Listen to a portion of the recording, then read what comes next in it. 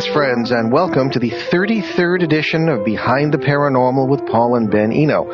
I am Paul, and I'm afraid Ben won't be with us today. He's out serving humanity, or at least the senior citizens of North Smithfield, Rhode Island, at his weekend job.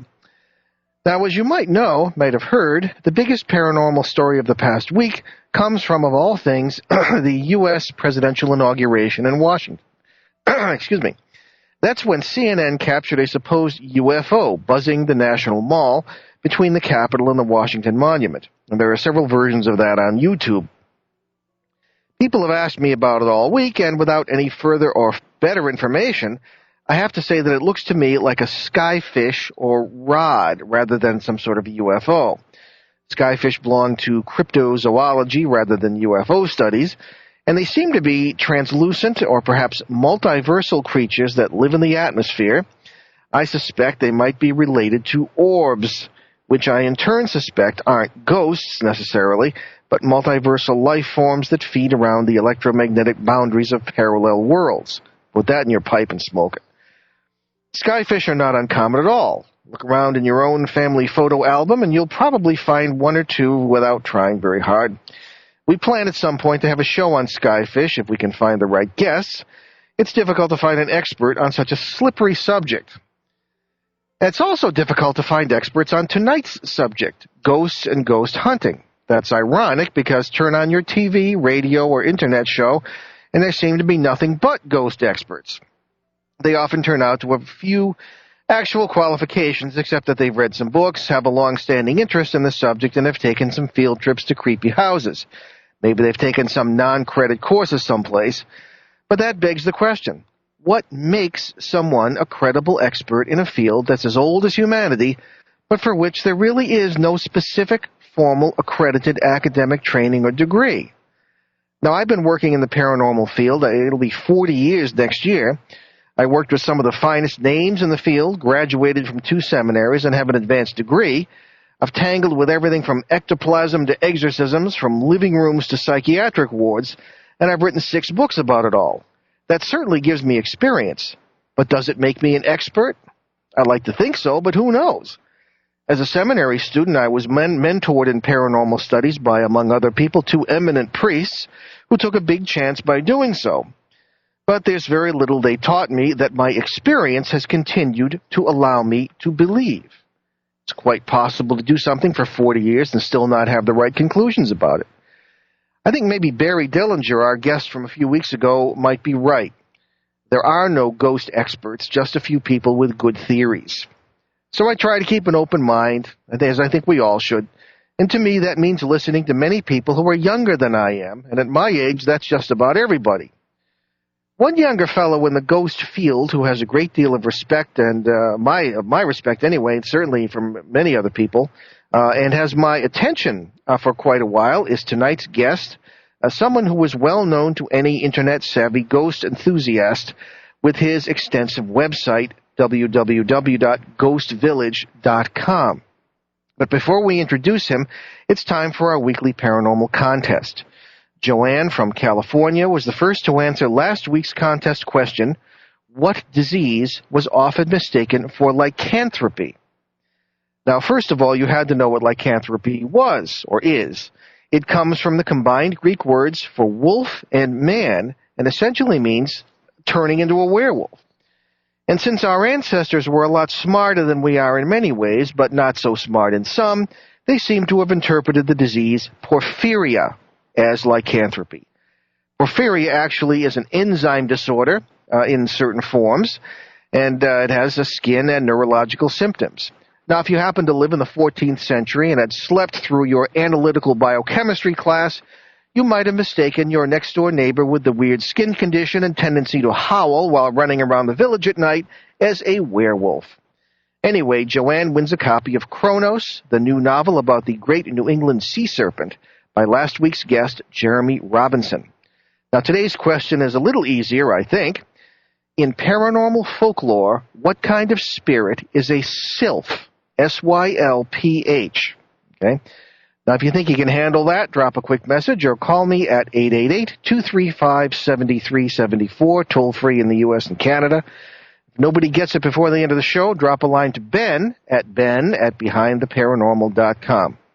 Be the first to get it right and win a copy of the new book by tonight's guest, Who's Haunting the White House?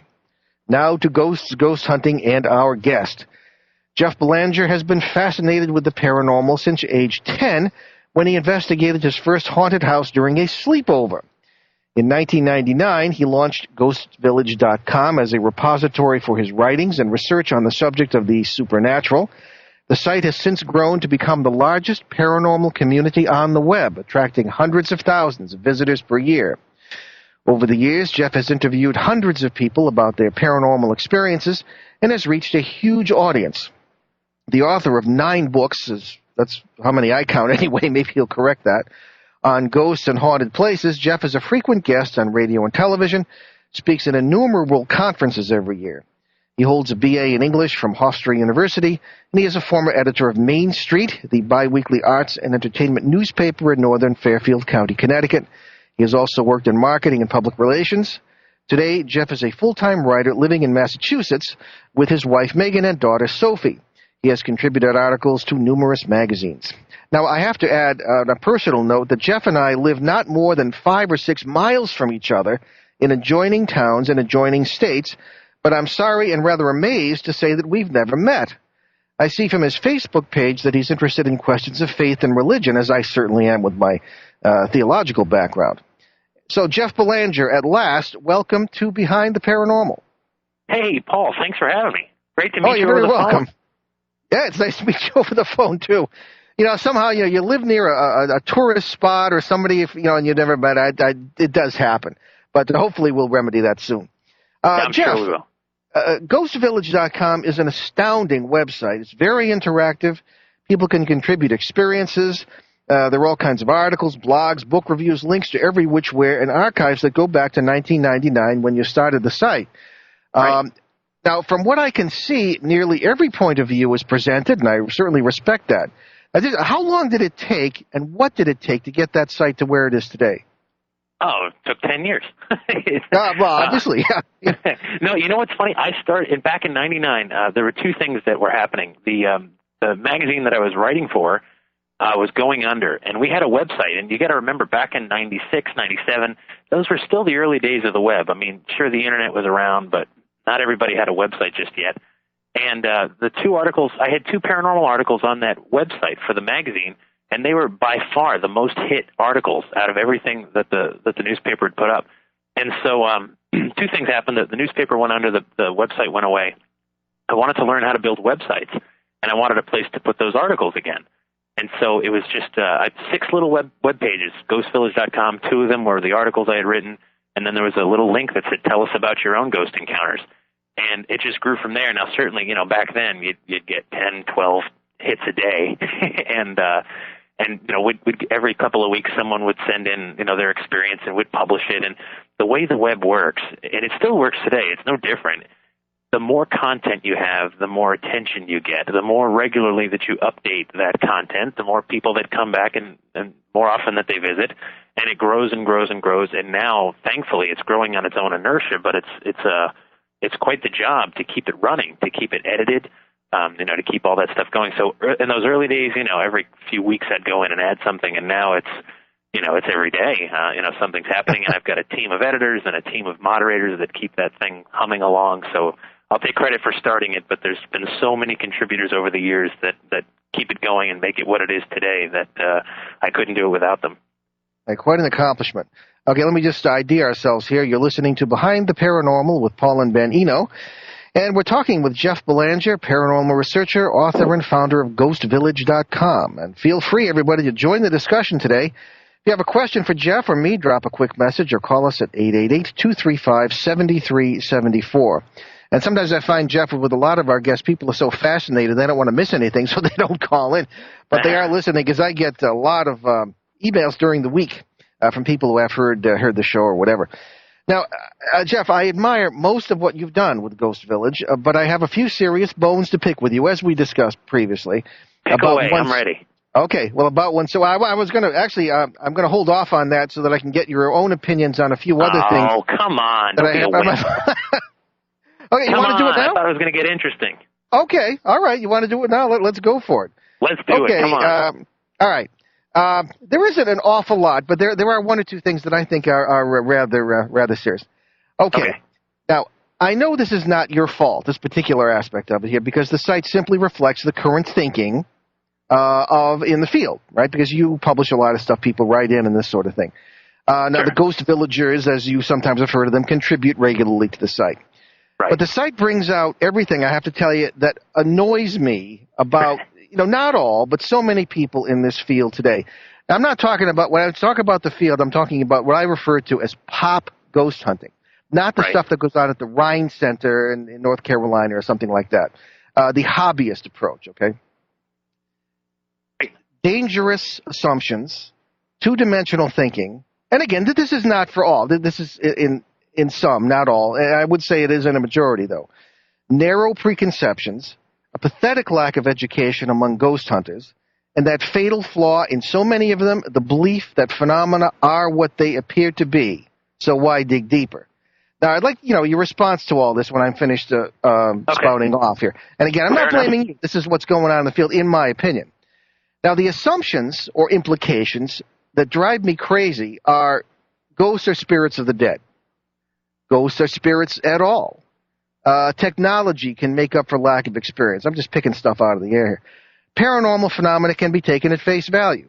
When communication takes place, what an entity tells us must be true because you know everything when you're on the quote-unquote other side. And my very strong opinion in my experience is that we don't know any of these things. And that's what annoys me the most. There seems to be a certain lack of humility in the field, and I want your opinion on where the field stands right now, too, by some that prevents open-mindedness to new ideas. All right, now, am I all wet with this? No, not at all. I agree pretty much 100%. Okay, well, that was easy. Well, all right, no. I mean, here's the thing. With Ghost Village, I said from the beginning, because I know why many publications, organizations, groups, and websites and communities have failed in the past, and that someone takes over as dictator. And I said, first of all, I have a background in journalism. I mean, that's how I got started, is you have to welcome all viewpoints. And so I said, all right, not only am I going to welcome them, I'm going to seek them out. I seek out the skeptical that say there's no such thing as ghosts. There can't be. I talked to rabbis, I've talked to imams, I've talked to religious leaders who say, well, the ghosts must be angels or demons because that's what my biblical teachings say. And, I don't necessarily agree with that, but by all means, they should have their say and have their voice. And my thought from the beginning was, if we can put this all in one place, like you said, it's all there. All those viewpoints are up there. I don't back any one of them. I don't agree with all the articles that are up there. Many I disagree with, but I still think that there needs to be a place where we can throw it all on the table, and I'm happy to provide the table. So some of the thoughts in the field are abysmal. So far, in fact, I wrote a book called The Ghost Files, and I'm currently up to 10 theories of what a ghost might be in different situations. Now, I think, some are possible. Sometimes it's just a pipe in the wall that's ticking. It's cold out and the heat expands. Sometimes I think it's very much all to do with the living and nothing to do with the dead. Sometimes it's wishful thinking. Sometimes it's a delusion. Sometimes maybe it's some kind of impression left on a location that some people tune into. Sometimes maybe grandma is coming back because she forgot something, or there's something she needs to tell you, or she doesn't know she's dead. I think various things are possible, and then you get into quantum physics, which opens up so many possibilities. The idea that time may not necessarily be linear. Oh, my goodness, wouldn't that explain so many ghost experiences? I agree. If what you're seeing is not a ghost, you just caught a glimpse of the past. We don't fully understand why you just saw that, but that's what you saw, maybe. And so, I don't have any answers. Holy cow! If you thought you were going to get some tonight, too bad. I got none. Well, we all think we have. No, I mean, I agree with that. Break, huh? But no, we even have a common ground there. I've been a member of the working press for 30 years. Okay, well, now into ghostvillage.com itself, okay? Yeah. I have a real issue with some of your junior ghost hunter section, and I really have taken time, I think, to go over most of the site. That takes a very long time because it's very extensive. Right, but the 35,000 pages. Well, it's amazing. So unless I missed something else I might disagree with, the junior ghost hunter section drew my attention. It's the website for kids, which is still under construction, as I see. Now, I think much of it is fine, and it's very good and important that you stress the involvement of parents in this, okay? The section on discussing ghosts with your kids is quite good. I have it in front of me, as a matter of fact. Now, paranormal education is something that I really think is very important. I mean, such as it is today. I think it's absolutely necessary to understanding the human condition. But I have a real problem with going beyond that to encouraging people to actually go and seek out contact with paranormal entities they know nothing about, and that more often than not are hungry and hostile enemies, in my experience, as if it was no more serious than bird watching. And I have to tell you, I love you dearly, Jeff, already. I can tell you're already a great guy, but I got to say that to encourage people to bring children with them is an extremely reckless and dangerous thing to do. Tell me where I'm wrong. Okay. We only have an hour, right? Yeah, I'm about less than that now, yeah. Sorry. All right, here's the thing. Okay, first of all, I think about when I first got interested in the subject. I was 9 and 10 years old, and I grew up in an old New England town, not too different than many of the towns around here. And I had friends from a young age that were very matter-of-fact about their 250-year-old houses being haunted. And we'd have sleepovers, would break out the Ouija board, would try to make contact. Now, back then, I was reading books by Brad Steiger and Hans Holzer and Lorraine Warren, because that's all there really was, back in the early 80s. And so, so a big part of this is that one of the things I was thinking of, there's not a lot of content for kids. I mean, I go to these conferences, and I see some young children there that are huge fans of the TV shows that are on just about every single network out there. So kids are already interested, and they're learning everything they know from television. And there's really no resource for them to say, like, okay, we're interested in this. Now, first of all, there's a recurring theme on kids.ghostvillage.com, and that is a parent must be a parent. A parent has to be involved. And if these kids are going to do this, because I believe they're going to anyway, and the analogy I came up with is the whole thing of, like, do you teach kids abstinence when it comes to sex education, or do you tell them about what can happen and how to protect yourself and things like that? So I'm kind of erring on the side of, I'm not an abstinence kind of guy. I'm more of, let me educate you, because my hunch is that I think you're going to go do this anyway. So if you're going to do it, let's not trespass. Let's ask permission. Let's ask questions. Let's bring your parents along. Now, parents have to be responsible at the end of the day.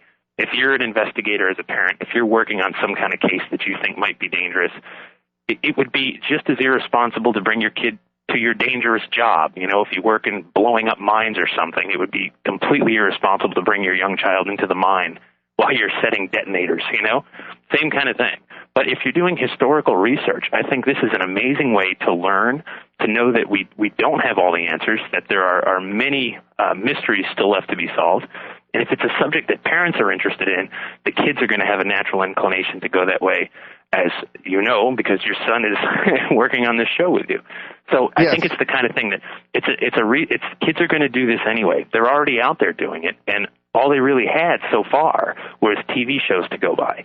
So now here's a website that, has actual a board of directors behind it. That's not just me, but PhDs in psychology, child psychology, professional educators, children's book authors, and other folks that are looking at all this and saying, all right, let's put something out there and take some responsibility for the content that's behind it. Bottom line, always, parents have to be parents. I wonder how many of the board members have ever worked in psychiatric hospitals and seen what this can do to children. I can tell you my sister did. She's worked in foster care in New York City. She's seen stuff that would make your head spin. You'd be begging for demons after you were done seeing some of the stuff she's seen. Now, here's the thing. Seriously, this is a group of people, and one of the things we have to remember too is that it's not always a ghost, right? It's not always paranormal whatsoever. Mm-hmm. And that's one of the things that but that's when you start getting to. I'm talking about the kind of stuff that's like investigation, going to historic buildings in your town, doing the research, doing ghost hunting. I don't see any harm in that. Well, I don't know. It depends who's doing it. It depends where it's done. I got to tell you, for many years, since I've had websites too, nothing to compare with yours, but people ask me at least once a day. I get emails. All right, where can I ghost hunt? How can I ghost hunt? Who can I ghost hunt with? They never, ever ask, should I ghost hunt? Right. And I think that what we're inviting people to do is to take a hike on an erupting volcano.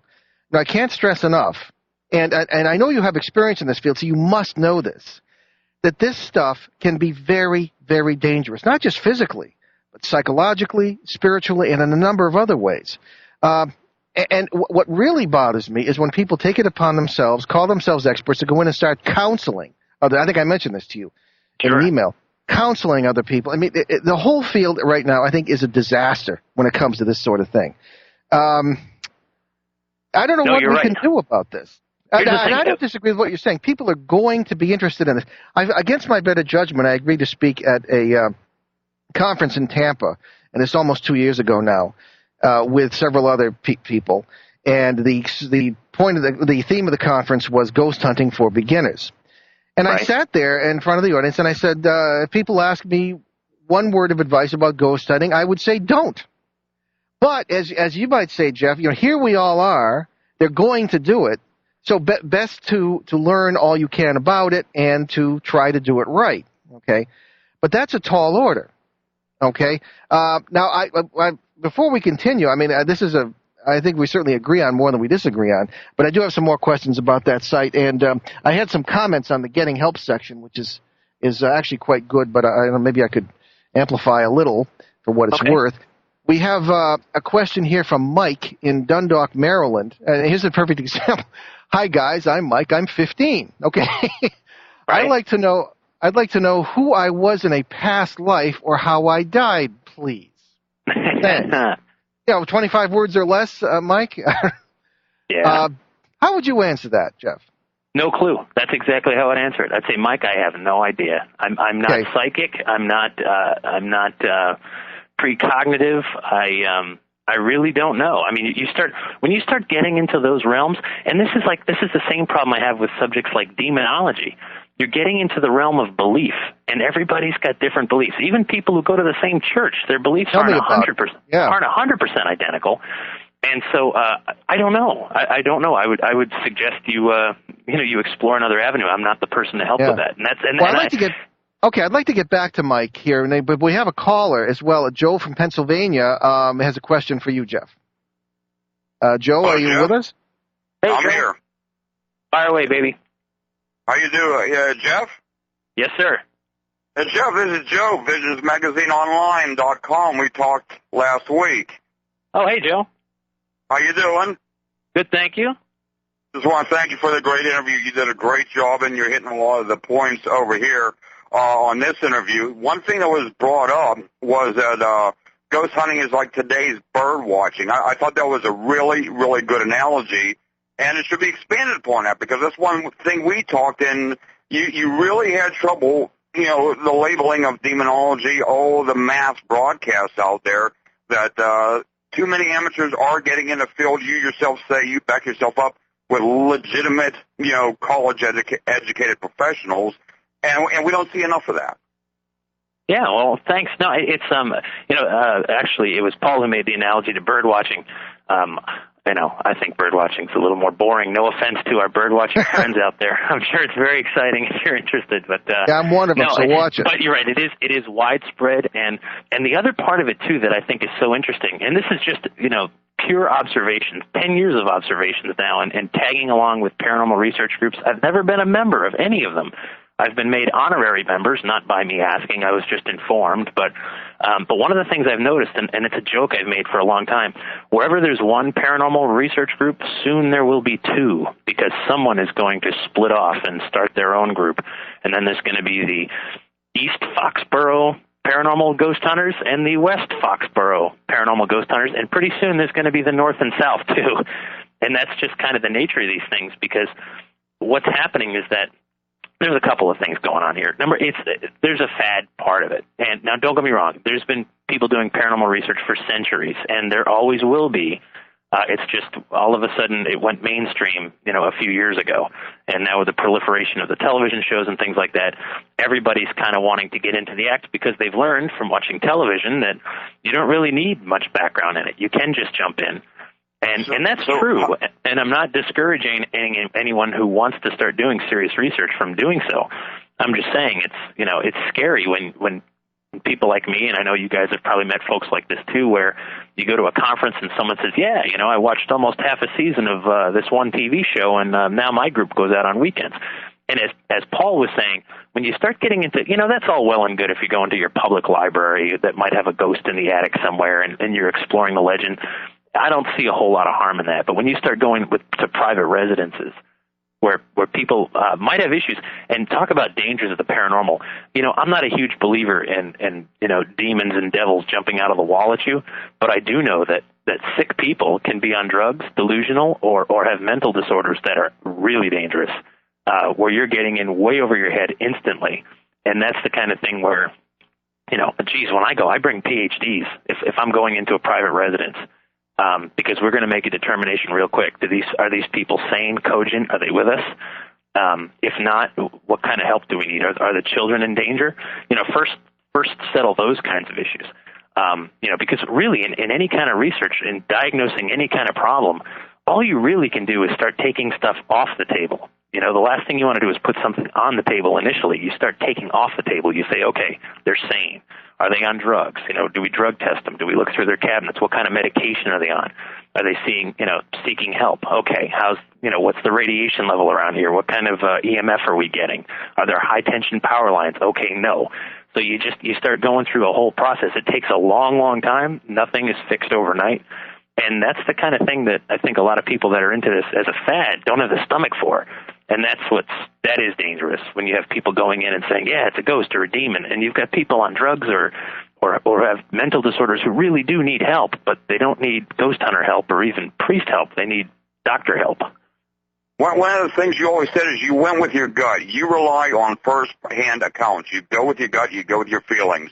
Outside of that, what is the biggest criteria scientifically, be it the EMF spikes, video evidence, if you can get it, which is ridiculously fleeting? What is the next scientific backup, in your opinion, based on your research? A first-person account is the first thing you would trust as evidence. Sounds like we got to take a break there. Yeah, fellas. Jeff knows. Yeah, we're going to take a break here, fellas. But, Joe, if you'd stay on the line, you continue your questioning after the break. And, folks, we're talking with Jeff Belanger of GhostVillage.com, author, lecturer, well-known ghost expert, and we'll be back shortly, so stay with us.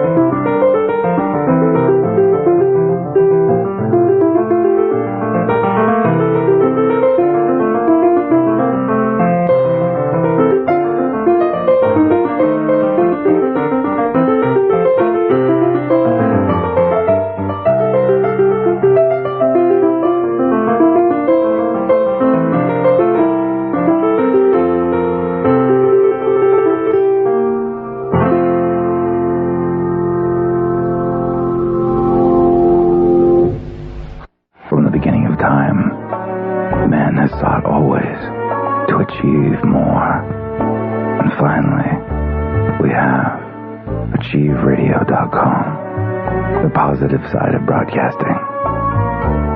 Hi folks, this is Paul Eno, co-host of Behind the Paranormal here on Achieve Radio. We're very pleased to have as our sponsor New River Press and Barking Cat Books, publishers of some of the most unusual New Age titles on the market today. Along with 4 books by moi, New River Press offers the blockbuster on animal communication, Hear All Creatures, The Journey of an Animal Communicator by Karen Anderson, Shadows on My Shift, real-life stories of a psychic EMT by psychic medium Sherry Lee Devereaux, Achieve Radio talk show host of Opening Your Intuitive Eyes, and in a true story that will break your heart with its beauty, especially if you've ever lost a child, there's 41 Signs of Hope by Dave Kane, about the ongoing love and communication between a father and a mother and their son, youngest victim of the 2003 nightclub fire in Rhode Island. Finally, from Barking Cat Books, don't miss the action-adventure that spans 1,000 years, Heaven's Wave, a novel of the Doomsday Prophecy of 2012 by Dierline. Visit NewRiverPress.com, BarkingCatBooks.com, Amazon.com, or your favorite bookstore. You may have seen the question in Parade magazine about it. MSN made it one of the top 5 in an article they wrote about it. And journalists around the world are asking, whatever happened to them? What is it that's bringing up all this attention? Well, it's manners, the need for good manners. Publishers Barbara Ross and Nicholas Beatty have brought the quintessential guide to manners for children back into print with their Goop series. You know the Goops. The Goops, they lick their fingers. The Goops, they lick their knives. These wonderful books, originally written by Gillette Burgess over 100 years ago, are now available for a new generation to enjoy and to learn from. Children the world over have loved these classic poems, and now you can own them to share with your children and grandchildren, nieces and nephews. Just go to www.thegoops.com to see the delightful Goops characters, a sample of the whimsical poems that help teach kids good manners by how not to be a goop, and all the Goops Unlimited books now available. Manners, what a difference they can make. Click on www.thegoops.com today.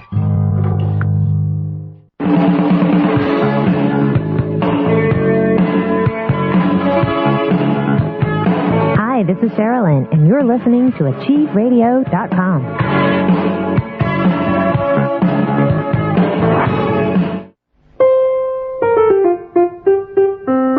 Hi, folks, and welcome back to Behind the Paranormal with Paul and Ben Eno on Achieve Radio. We're talking with Jeff Belanger, prolific author, lecturer, and mayor, if you will, of GhostVillage.com. But before we continue, let me repeat our paranormal question of the week. In paranormal folklore, what kind of spirit is a sylph? S-Y-L-P-H. If you think you can handle that, drop a quick question. I should say a quick message, or call us at 888-235-7374.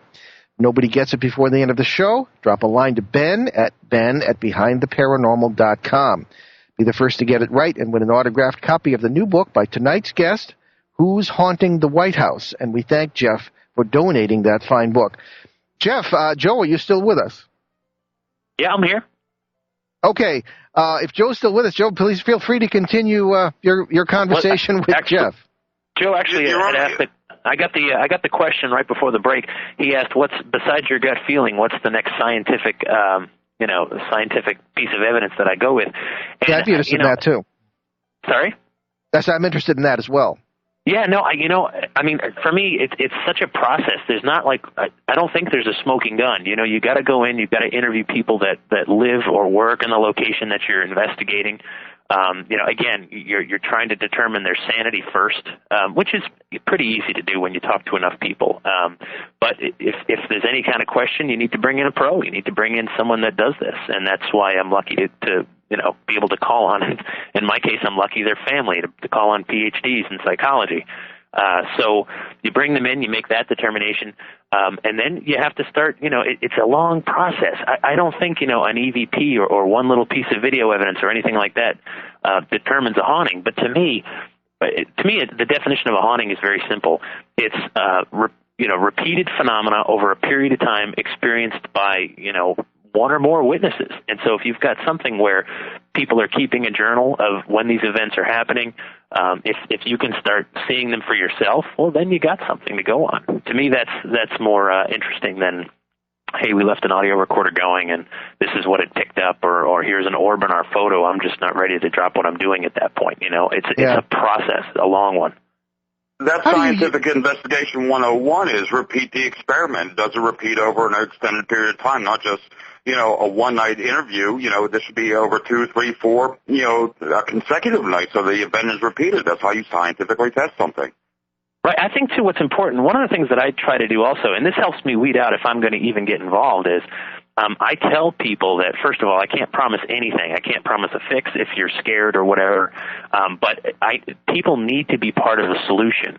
If you go into a situation where you start saying, I think you should also seek, a doctor, you should get a physical, make sure things are right. You should maybe be talking to a therapist because, number one, ghosts or no ghosts, you're going through a stressful time, and you should be getting some regular help to deal with those emotions. I can't be that person. I'm not qualified.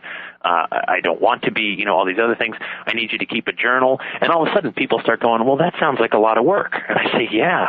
And talk about demons. You may have to face some demons from your own past. You might have to deal with issues. Maybe there's an alcohol issue. Maybe there's other issues.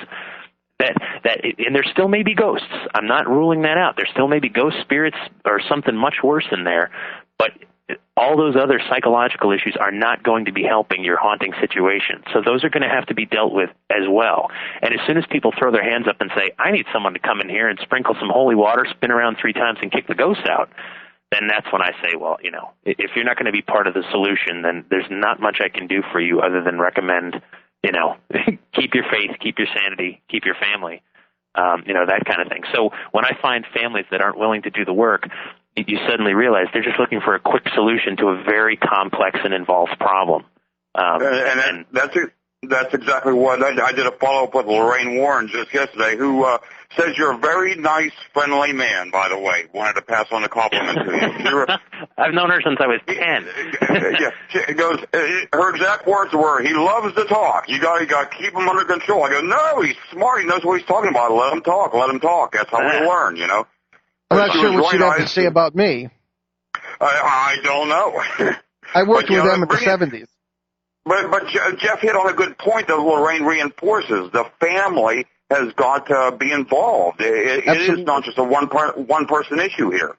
Absolutely. Right. I used to find especially back in the 70s and the 80s, and even now, many people of older generations, and sometimes of younger ones, want you to come in and fix it. Yeah. They don't sort of get it, that they're part of the problem in most cases, and that they're definitely part of the solution. Sometimes the entire solution. Exactly. That's exactly right. You got to look at what Lloyd Auberbaugh does. He basically is basing a lot of this on psychokinesis. It's generating from the mind. So, there has to be a deciding factor here where this stuff is coming from. Well, I'm not sure. In some cases, Lloyd's another great resource. Yeah, well, again, the trouble is that there is so little is known. And you really can't. And again, and Joe brought up. Joe, welcome as our surprise guest. By the way, you fit well into the conversation. To be here, believe me. Yeah, very pleased to be here. Very good. Well, the scientific issue is indeed that an issue. Maybe it's because of my own background. Whatever over all these years, I've come to question everything. I've come to question the scientific method. I think it's very difficult to apply the scientific method, which is based actually on the idea that everything is essentially matter, and the interaction among matter and other matter, and energy is in there too. To apply that to a paranormal reality, which in my opinion is the interaction of multiple parallel worlds, some of which are material, some of which are not, and in which physicists themselves say that various different laws of physics might apply. And I think we're through the looking glass. We're out of the ballpark. We don't know anything, and it's the first day of school. So my questions about the scientific approach are many, but I would ask you this. Both of you obviously are working in this field. How do you – let's take the example of the EMF meter. Now, I sat through that entire conference in Florida that I mentioned of beginning ghost hunting. Nobody once said what EMF meant, what it stood for, and nobody once said how to use one. I mean, all right, so let's take the example of the EMF meter. How do you use an EMF meter? Well, I can tell you that. Go ahead, Jeff. You use an EMF meter to detect electromagnetic fields. That's it. Plain and simple. That's what it does. Yeah, that's right. That's true. Now, how do you know it's an EMF? How do you know it's a field being generated by a quote-unquote ghost, or whether it's the radar array at the airport 10 miles away? You know what? It's funny that no, you don't. First of all, but it's interesting that you say that, because I've been working on this article. It's kind of been a pet project for a number of weeks, and I've asked. I started asking the question: when did we start using EMF meters in paranormal research? Where did the idea even come from? And I've got a few leads. Which is kind of interesting. First of all, it goes back to the days of magnetism, animal magnetism, of course. Sure. But even like the great grandfather of ghost hunters. Oh my God, his name just jumped out of my head. Help me. 1920s and 30s. Oh, J.B. Ryan? No. In England. Oh, Price.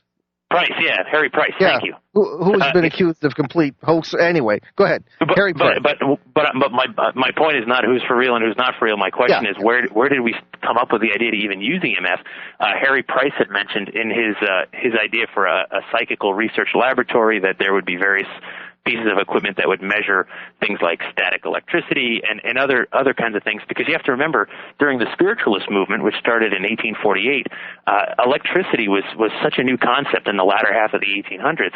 It was magic. It was supernatural. It was we take it for granted today. You flip the light switch and the light goes on, but back then it was a really unknown power, and so people thought there might be a connection between the paranormal and this electric energy that we were just starting to harness. And so it really, we're working off ideas that go back over a century, and people really never stop. And so Sure. I'm trying to draw a timeline where people keep alluding to electricity being at least part of the paranormal experience when something happens. And I think, to me, the most interesting part of EMF is that there are people that are indeed sensitive to high electromagnetic fields. So if they walk under power lines, they might hallucinate.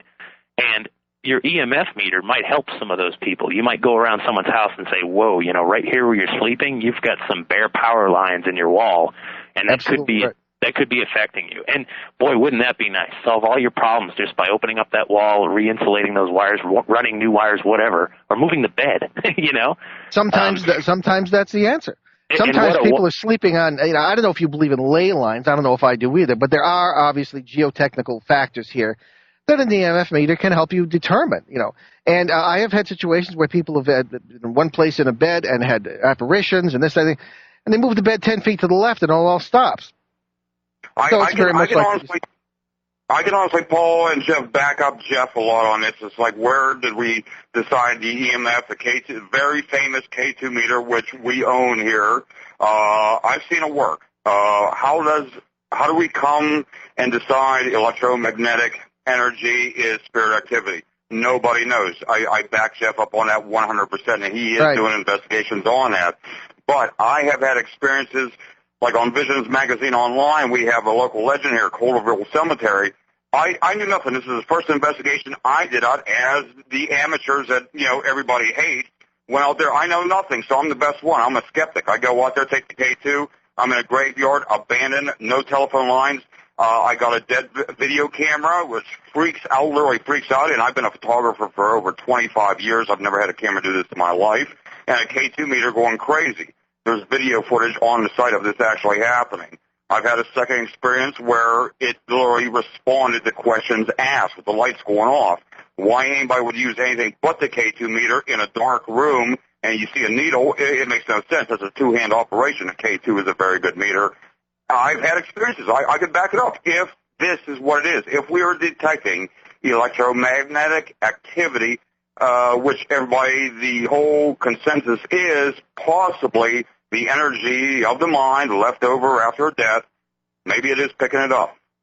Maybe. Well, I agree with you, because the first time I used one, it wasn't digital. It was the old, and an engineer had suggested it had a needle and all this. Was in 1990, and I was in a house in Uxbridge, Massachusetts, and I was still able to trace the energy, because the electromagnetic field surrounds an electrical current, so there has to be a current in the middle of it, and you can actually trace the shape of this thing. And when I was in this hallway, you could feel the arrival of this entity, a hostile one, what I referred to as a parasite, coming down the hallway, and it was quite an experience. And the thing just dropped to nothing, this needle. And I think I found out why after I got a digital meter, and what it did was it went into the negative range. So today, because I still do use one. I don't put a lot of stock in a lot of the technology that you see on TV and all this. But with an EMF meter, I find it's quite valuable when the field reverses and the reading goes into the negative range. It's like there's some kind of a flow back and forth to what I follow the multiverse theory of backflow and outflow between different worlds across the electromagnetic boundaries, which I believe I have photographs of. But yeah, that's my interpretation. That's how I use it. But again, people interpret in different ways. I'd say the main thing is the backup of redundancy of the equipment. This is electronical equipment. We're investing in electronical phenomenon. Back it up. 2 meters giving you this. 3 video cameras. Why these TV shows are not picking anything up on, $100,000 cameras and they're videotaping it on $200 cameras it doesn't make any sense to me. The whole camera crew cannot find anything, yet all the investigators do find something. I have yet to figure that one out. Wondered the same thing. It's funny because a couple of weeks ago we had the fellow I mentioned at the beginning of the show, Mr. Dillinger, Barry Dillinger, who has a creepyconnecticut.com. I don't know if you're familiar with that site, but he had questioned my experience, or at least the whole experience of the 1974 Bridgeport poltergeist case, which I was working with the Warrens on. And it's a relatively familiar case, and it was really, really crazy. The worst one of the second worst poltergeists I ever dealt with. And I was ready to blow him out of the water because, he was across town at the time riding his tricycle, and I was in this house for 3 days.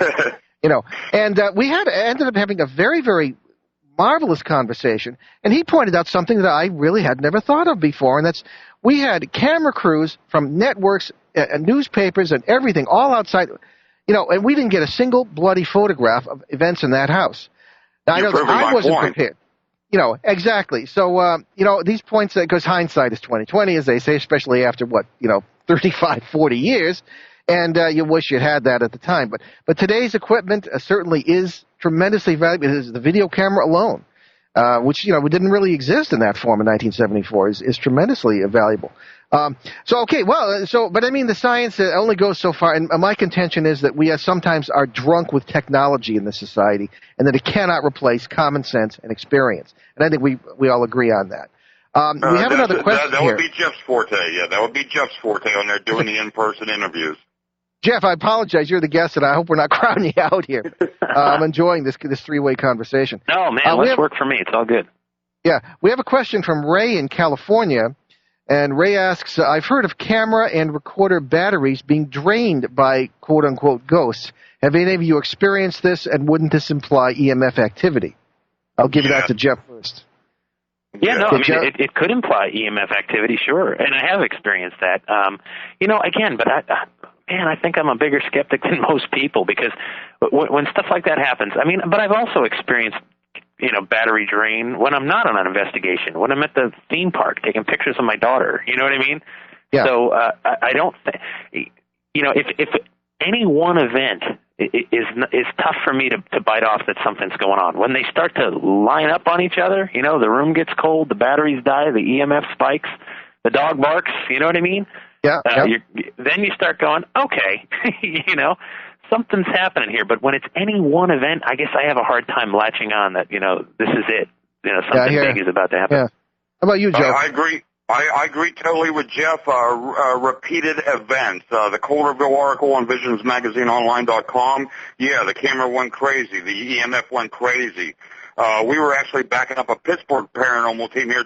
I'm along for a ride doing an article, doing an interview with them. I had an experience where, I'm the interviewing here. I'm being embarrassed being called off. I'm getting the cold draft right on me. I'm feeling a pressure on me. But the EMF meter, which I trust, is not going off. So I can't explain that. I hear you. Well, it's happened to me too, draining batteries, especially from digital cameras, and it's happened in some very awkward situations when I really needed the photos and the footage.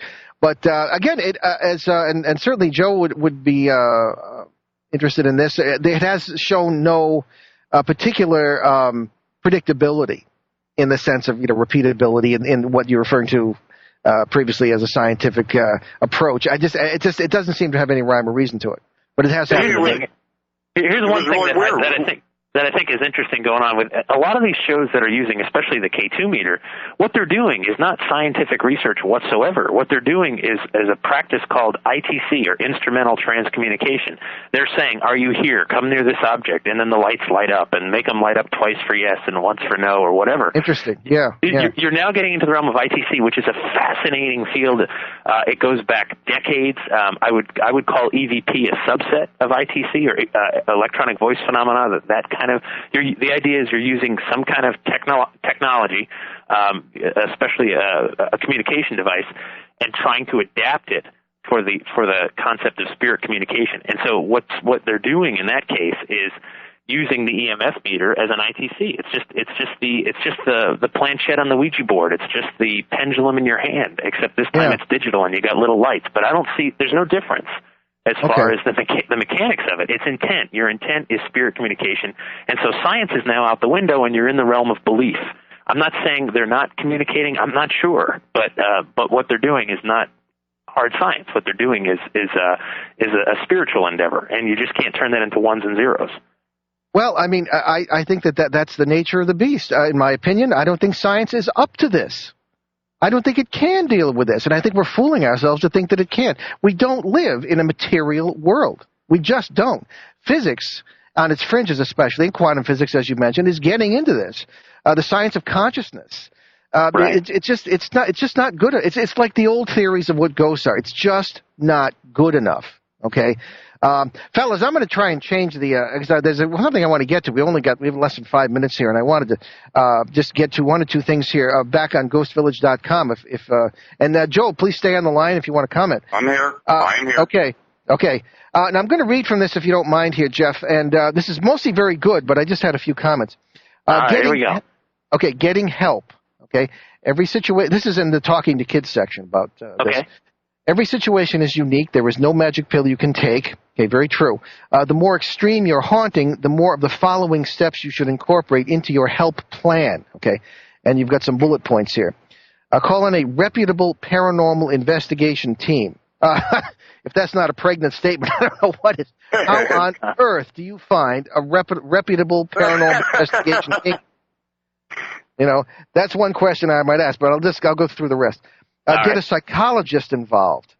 Now, as I say, I work both as a student for the priesthood and as a graduate student in psychology. I worked with lots and lots of psychologists and psychiatrists, most of whom were mad as March hares themselves, okay?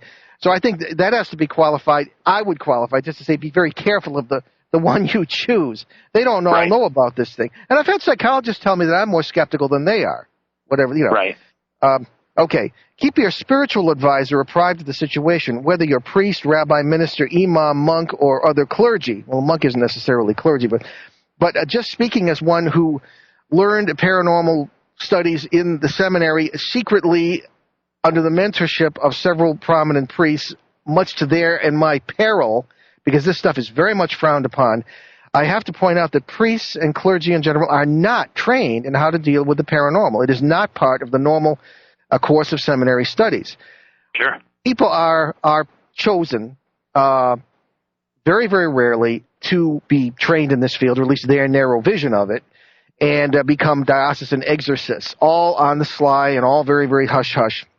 And when anything turns up, they'll sometimes deal with it. But as a rule, these people, as I say, I've never known anybody who can make a bigger pig's breakfast out of a case than a member of the clergy, you know, at certain times. So I would say be very careful in choosing any spiritual advisor to confide about about this sort of thing. So any kind of blanket suggestion, I would kind of question that. See your medical doctor, always a good idea. But again, you know, too, that again, you have to be very careful who you open your mouth to. It's like living in Rhode Island. You never know who's listening because the state's so small. You know, Jeff, I'm sure you know what I'm talking about. Sure, yeah. Yeah. So those are just a few suggestions that I had. So how would you tell people to get help? If you're going to knock each one of these down, what do you have left? That's what I was going to ask you. How do you get help? That's my point. The point of that whole section is there's no one way to fight this. You don't just call a ghost hunter. You don't just call a psychologist. You don't just call your priest. You don't just call the medical doctor.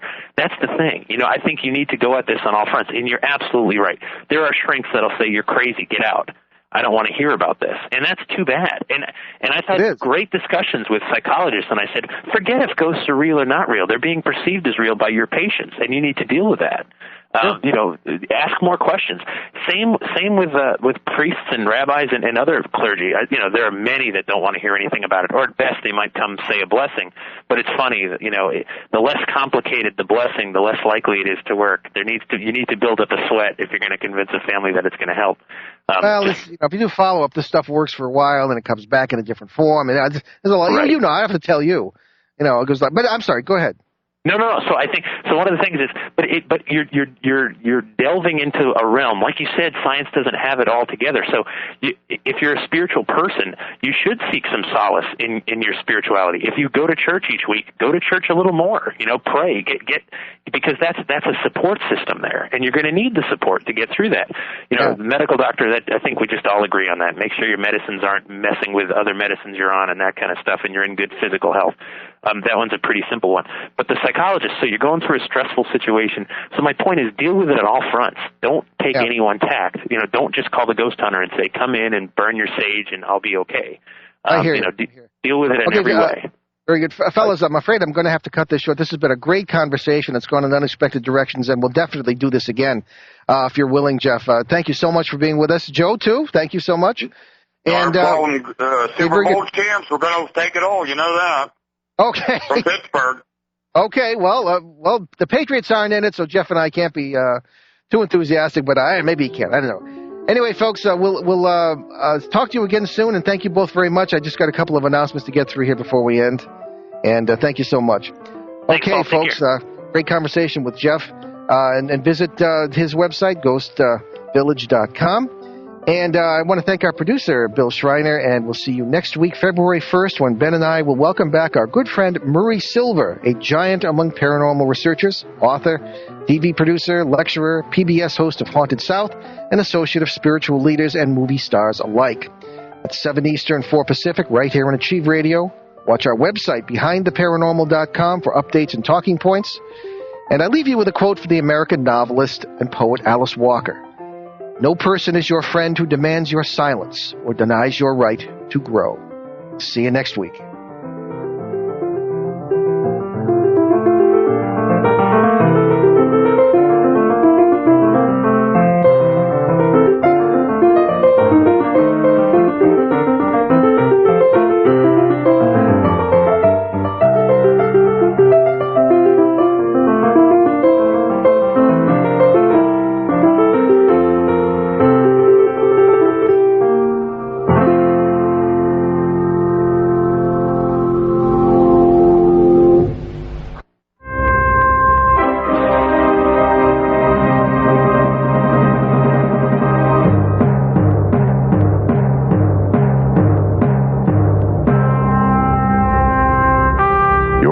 AchieveRadio.com, the positive side of broadcasting.